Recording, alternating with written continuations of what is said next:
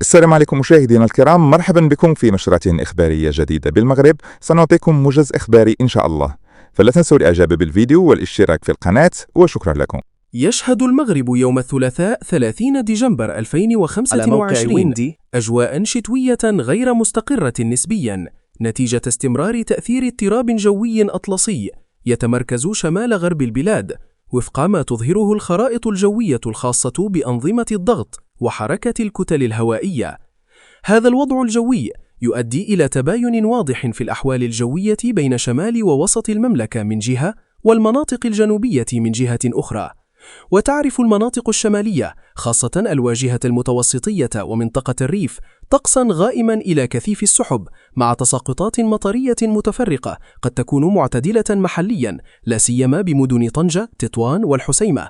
كما تمتد بعض الزخات نحو السهول الأطلسية الشمالية بما في ذلك الرباط وسلا، وقد تصل بشكل أضعف إلى الدار البيضاء خلال فترات من اليوم. أما بالمناطق الداخلية الشمالية والوسطى مثل فاس، مكناس وخنيفرة فتسود أجواء باردة نسبيا مع سحب عابرة واحتمال زخات خفيفة متفرقة خصوصا بالمناطق القريبة من المرتفعات، وتسجل درجات حرارة منخفضة خلال الصباح والليل في ظل تدفق كتل هوائية باردة نسبيا. وتشهد مرتفعات الأطلس المتوسط والكبير انخفاضا ملحوظا في درجات الحرارة مع سحب كثيفة وفرص لتساقطات ثلجية فوق القمم التي يتجاوز علوها 1800 إلى 2000 متر، ما قد يؤثر على حركة السير ببعض المحاور الجبلية. وبالسواحل الأطلسية الوسطى والجنوبية من الدار البيضاء إلى أكادير تهب رياح غربية إلى شمالية غربية معتدلة إلى نشيطة أحيانا، ما يؤدي إلى اضطراب نسبي في حالة البحر الذي يكون قليل الهيجان إلى هائج خاصة شمال أكادير وفق معطيات الرصد البحري.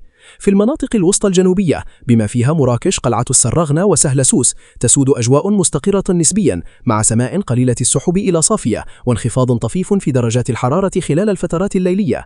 أما بشرق المملكة من تاوريرت إلى وجدة فتسجل أجواء باردة نسبيا مع سحب متفرقة واحتمال ضعيف لتساقطات خفيفة خصوصا بالمناطق المرتفعة المجاورة دون تسجيل اضطرابات جوية قوية.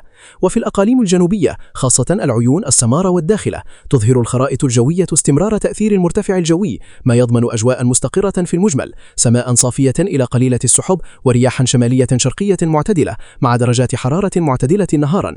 وبشكل عام تعكس هذه الوضعية الجوية كما تبرزها قراءة الخرائط أيضا هناك استمرار الطابع الشتوي للطقس بالمغرب خلال نهاية شهر ديسمبر مع أمطار متفرقة شمالا وبرودة بالمرتفعات مقابل استقرار نسبيا بالمناطق الجنوبية، مع بقاء تطور الحالة الجوية رهينا بتحركات الاضطراب الأطلسي خلال الساعات اللاحقة.